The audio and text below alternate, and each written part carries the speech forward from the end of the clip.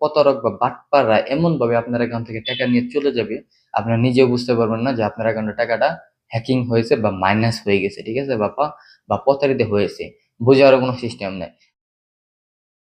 আসসালামু আলাইকুম, আশা করি সবাই ভালো আছেন। তো আজকের ভিডিওটা খুবই গুরুত্বপূর্ণ, বিশেষ করে যারা বিকাশ নগদের এজেন্ট এবং যারা পার্সোনাল হেভি ইউজার, যারা একাধিক ডাবল করে ব্যবহার করেন বা যারা সাধারণ গ্রাহক বিকাশ নগদে লেনদেন করেন নিয়মিত, বা যারা এজেন্ট দোকানদার, তাদের জন্য খুবই গুরুত্বপূর্ণ যে কিভাবে আপনারা নিরাপদের সাথে লেনদেন করবেন। কারণ বর্তমান 2025-এ এসে প্রতারক বা বাটপাররা এমন ভাবে আপনার অ্যাকাউন্ট থেকে টাকা নিয়ে চলে যাবে, আপনারা নিজেও বুঝতে পারবেন না যে আপনার অ্যাকাউন্টে টাকাটা হ্যাকিং হয়েছে বা মাইনাস হয়ে গেছে, ঠিক আছে বা প্রতারিত হয়েছে।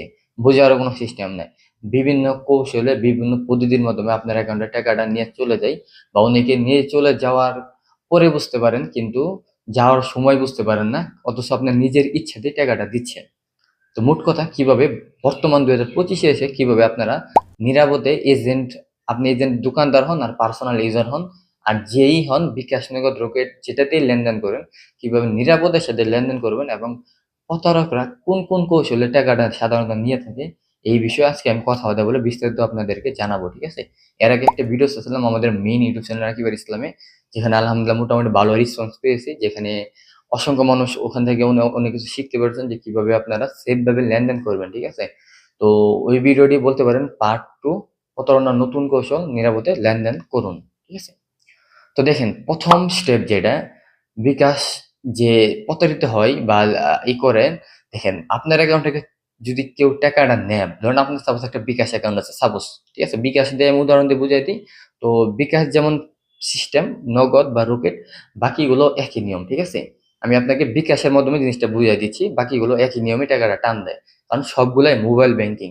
আর মোবাইল ব্যাংকিং এর বেসিক নিয়ম, অ্যাপ ডাবল, আপনার লগ ইন সিস্টেম বা অ্যাপের যে মানে লেনদেনের পারপাস, একই ক্যাটাগরি, সিমিলার টাইপের, ঠিক আছে, বা একই সিস্টেম।